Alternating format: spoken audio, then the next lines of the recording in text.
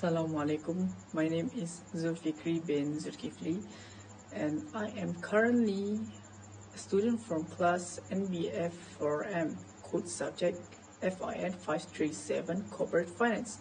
Today I will be discussing a key topic in corporate finance, the art and science of capital structure decision making. Corporate finance is a crucial field for students because it equips them with essential skills for understanding and managing business finances. It deals with how corporations address funding sources, capital structure, investment decisions, and accounting practices. Capital structure theory is a concept in corporate finance that examines how a firm finances its overall operations and growth through various sources of funds, and it is one of the crucial drivers to determine firm performance. The decision is important not only because of the need to maximize returns to various organizational constituencies, but also because of the impact such a decision has on an organization.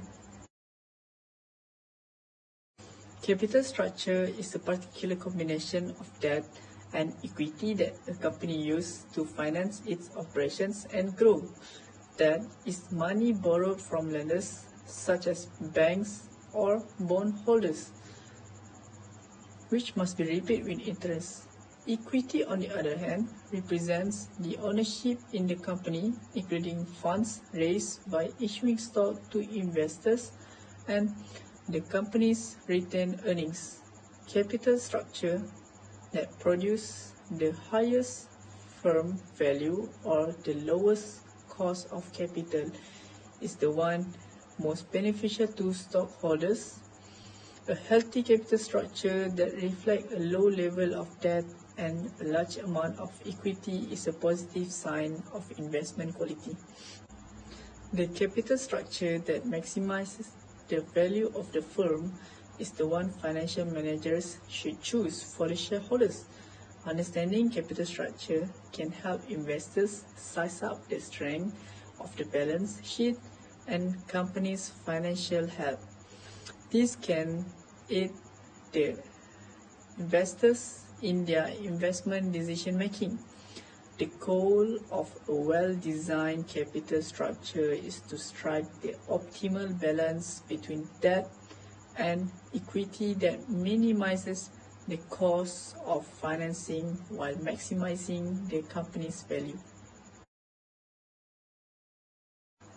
The optimal capital structure for a company is the mix of debt and equity financing that minimizes the weighted average cost of capital (WACC). While maximizing the firm's value, it is designed to maintain the perfect balance between maximizing the wealth and worth of the company and minimizing its cost of capital. The static trade-off theory proposes an optimal capital structure with an optimal quantity of debt. Optimal use of debt is found at the point where any additional debt would cause financial distress costs to increase by a greater proportion than the benefit of the additional tax shield. 4 key points that a company can refer to in designing the optimal capital structure is to ensure that the company's wealth is maximized. The net worth, wealth, and market value of a firm will all be maximized if the capital structure is ideal. The present value of future cash flow is used to assess the company's worth. The WACC dismisses this claim. Second is to reduce the company's capital cost. In fact, the smaller the capital cost, the lesser the danger of bankruptcy. Next, the structure should be simple and easy to design. It will only create confusion if the structure is complicated. Lastly is to maintain control. The rights and control of the owners were preserved in an appropriate capital structure. It's also adaptable, allowing for future borrowing as needed without sacrificing the control to it. Once a company has identified its optimal capital structure, it can use this as its target capital structure. However, maintaining a target capital structure is difficult due to expensive flotation costs and potentially adverse market conditions. A company's capital structure is a complex decision-making process influenced by a variety of internal and external factors. Understanding these factors and their interplay is crucial for firms to make sound capital structure decisions that maximize shareholder value. Okay, let's start with internal factors affecting capital structure. First, the size and nature of the business are one of the crucial factors. Small-sized companies face difficulty in raising long-term borrowings. Creditors are hesitant to give them loans because of the scale of their business operations. Second, a company's growth plans can affect its capital structure. If a company plans to expand its operation rapidly, it may require more capital and may rely more on debt to finance its growth to avoid dilution of ownership or debt covenant that could hinder their expansion. Third, highly profitable companies can often afford more debt because they can easily service interest payments, but this also depends on the stability of their earnings. Firms with relatively stable revenues can afford a more significant amount of debt in their capital structure. Factors internal number 4. A company's dividend policy can also affect its capital structure. If a company pays more dividends, it may have less equity in its capital structure because it reduces its retained earnings that can be used to finance its growth. Therefore, they need to balance it so that they can value and satisfy its stakeholders. For the external factors affecting capital structure, first, fluctuating interest rate can have a profound impact on capital structure decisions. In a low interest rate environment, companies might be incentivized to take on more debt. Conversely, when rates are high, the cost of borrowing increases, potentially making equity offerings more appealing. Second, factors is the government's monetary policies in terms of taxation on debt and equity instruments are also crucial. If a government levies more tax on gains from investing in the share market, investors may move out of equities. Similarly, if the interest rate on bond and other long-term instruments is affected due to the government's policy, it will also influence companies' decisions. The third factor is the intensity of competition in the company industry can affect its ability to raise capital through equity or debt. If a company operates in a business environment with more competition, it should have more equity shares in its capital structure. Their earnings are prone to more fluctuation compared to business facing lesser competition. The next factors, governments or other authorities may have the power to control the capital structures of some firms, such as banking, and utility companies. Regulators require banks to maintain specific level of solvency or capital adequacy. Capital structure decisions. Capital structure decisions aim to find the optimal mix of debt and equity that minimizes the company weighted average cost of capital (WACC) while maximizing shareholder wealth. The cost of equity and debt, along with the company's corporate tax rate, are key factors in determining the optimal capital structure. Companies should consider the trade-off between the benefits of debt, which is tax deductibility, lower cost, and the risk, higher financial leverage potential for default. When making capital structure decisions, some industries may naturally have different capital structure patterns due to their cash flow characteristic, asset type, and risk profiles.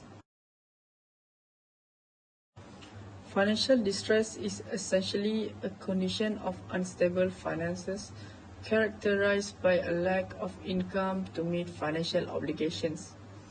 A primary cause that leads to financial distress is struggling to break even generally due to high fixed costs, a large degree of liquid asset, or revenues sensitive to economic downturns, having less money than needed to cover essential expenses.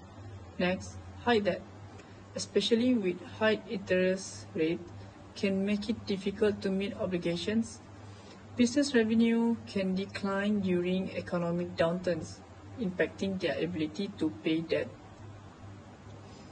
Ignoring the signs of financial distress before it gets out of control can be devastating. There may come a time when severe financial distress can no longer be remedied because of the company or individuals' obligations have grown too high and cannot be repaid. If this happens, bankruptcy may be the only option. Bankruptcy will damage one's creditworthiness permanently and makes it more difficult to obtain loans or favorable terms in the future. In order to remedy the situation, a company or individual may consider options such as creating a budget and cutting unnecessary expenses can help manage cash flow, or combining multiple debts into one loan with a lower interest rate. Company also can seek professional financial counseling as they can provide guidance and strategies to manage debt and improve financial health. In severe cases, restructuring debt or filing for bankruptcy may be necessary to avoid further financial problems. The integration of tax effects and financial cost distress. The tax effect is the company's making borrowing because of the valuable interest tax shield.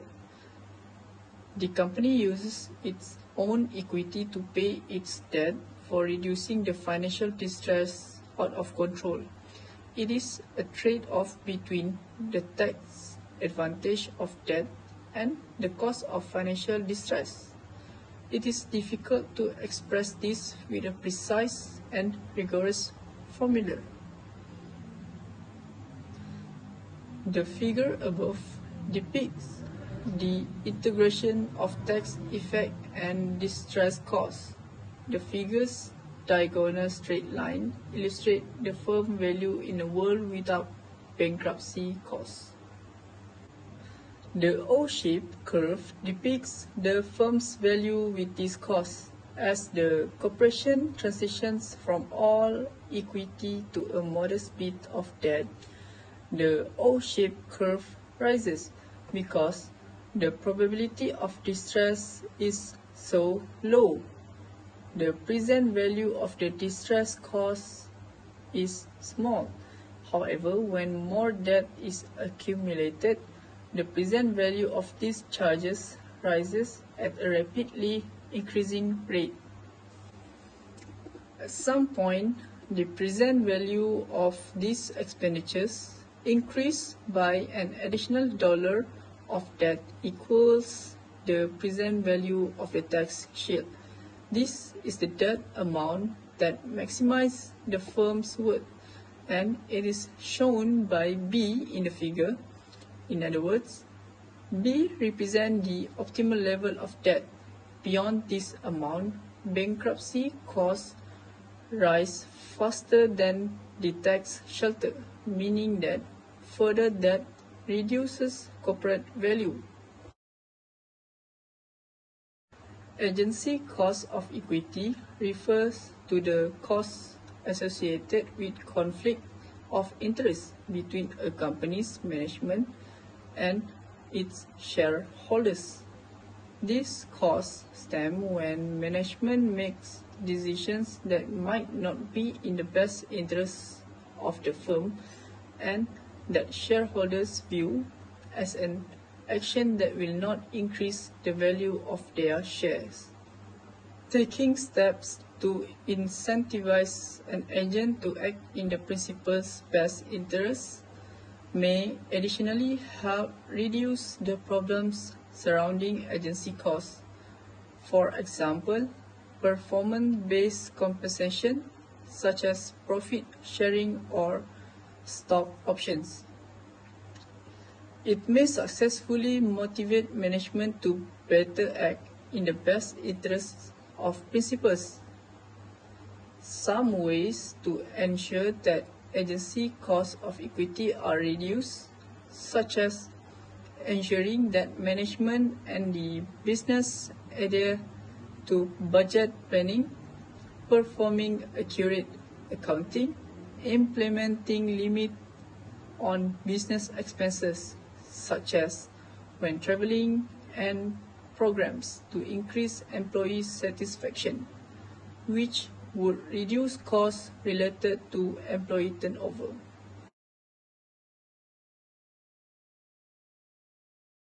The theory states that managers follow a hierarchy when considering fund investment opportunities.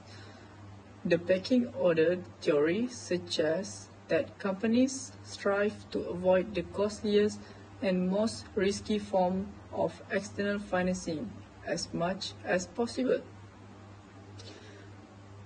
prioritizing internal funds and debt before resorting to equity financing. By weighing the benefits and costs of debt and equity financing, companies can tailor their capital structure to manage financial risks effectively. The pecking order theory arises from the concept of asymmetric information. It is known as information failure, occurs when one party possesses better information than another party, which causes an imbalance in transaction power. Company managers typically possess more information regarding the company's performance, prospect, risks, and future outlook than external users such as debt holders and shareholders.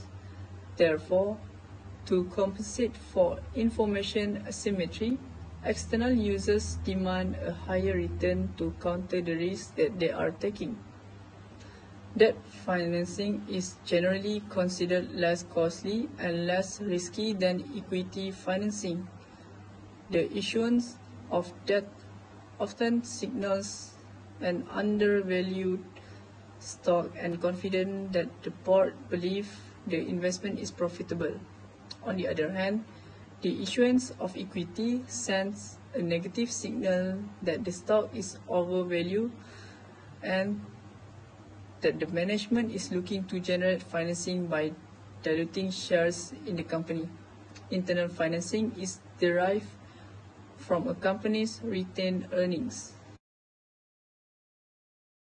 A company can use any combination of debt and equity to finance its operations without altering its market value, as long as the company's underlying assets and earning power remain constant.